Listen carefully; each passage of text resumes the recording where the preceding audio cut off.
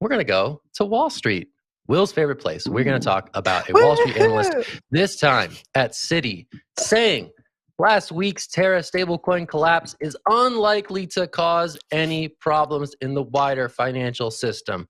Okay, this one might be a bit more sensible than algorithmic stablecoins leading to the failure of the NFT market, but still, Will, it's a Wall Street analyst saying some stuff. So I'm going to throw it to you for your initial take on this report out of Citi today. I think this is pretty good. Key discrepancy here, key change. This is a Wall Street report, not from a banking analyst necessarily, right? I guess it is from a bank, but the reports I always knock on are like, they're from like first year analysts that are always talking about this stuff. And so I feel like it's a little bit different, but maybe not.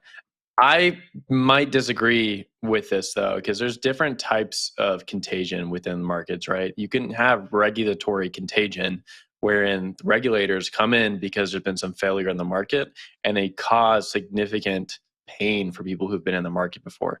There's going to be regulation coming out of what happened with Terra. It's going to take a while to get there, but I would classify that as some sort of financial contagion, right? Because there's going to be a change in market structures based on what happened with Terra. $40 billion is also not something to like nod or wink at and just like forget about. It's a huge sum of money. It makes what Bernie Madoff did, like it's about actually the same size. It was like $50 billion Bernie Madoff pulled off, something like that. So it's like very similar in size of scope and like cause. Obviously, like financial collapses are a whole other ballpark. Like we're talking about like a housing market falling apart. That's trillions of dollars. But I don't think $40 billion is anything to look away from. One thing that I would agree with him, though, is like in terms of what's going to happen for Wall Street, Terra seems to be pretty much to the side because Terra was a global issue. I mean, we probably won't call it a scam or anything like that on the show, but like it obviously had its fall points and had some Ponzi-like structures to it. But it was a global issue. It wasn't so like tied up in Wall Street that Wall Street would probably have some issues from it. Wendy, I'll toss it up to you for your take. I honestly think that it is going to impact the wider financial system, but it's not going to impact it monetarily because what's happening is we're seeing, the public servants, that's how I'll phrase them on this show, but we're seeing the public servants come in and say, we need regulation, stable coins are dangerous, they're poker chips, blah, blah, blah.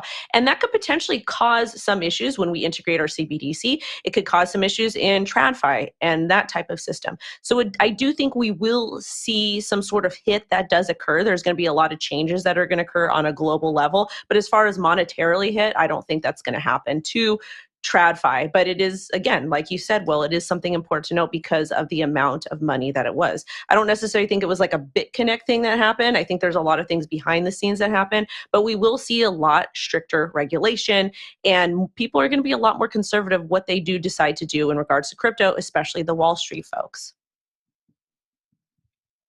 Definitely. Will, I wanted to get your opinion on this snippet of the article. It says, the bank sees production costs as a floor because below these levels, it's less economical for mining, which may lead to a decline in hash rates and an adjustment in algorithm difficulty to keep the Bitcoin mining reward rate constant. What does that mean in regular people speak? Okay, let me part this a little bit more. So they're talking about Bitcoin, and how are they getting from Bitcoin to Terra? That's really this was my confusion. I'm just here for the people. This is why maybe because of the UST was essentially supposed to be backed by Bitcoin.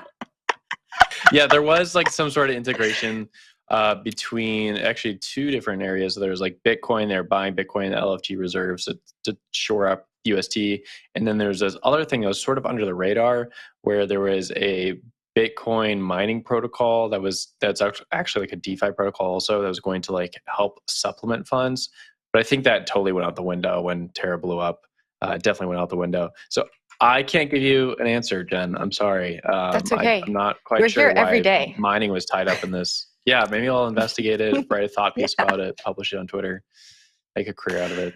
That's what I could do.